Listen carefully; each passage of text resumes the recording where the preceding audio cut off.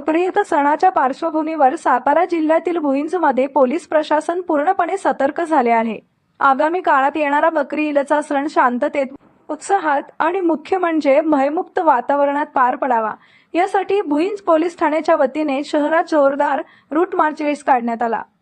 सणासुदीच्या काळात शहरात कोणताही अनुचित प्रकार घडू नये आणि कायदा व सुव्यवस्था अबाधित राहावी हा या रूट मार्चचा मुख्य उद्देश आहे। भुईंज पोलीस ठाण्याचे पोलीस निरीक्षक पृथ्वीराज टाटे यांच्या थेट मार्गदर्शनाखाली हा मार्च काढण्यात आला। यामध्ये पोलीस अधिकारी, अंमलदार आणि गृहरक्षक दलाचे होमगार्ड जवान मोठ्या संख्येने सहभागी झाले होते। मुख्य बाजारपेठ आणि संवेदनशील भागातून हे संचलन करण्यात आले।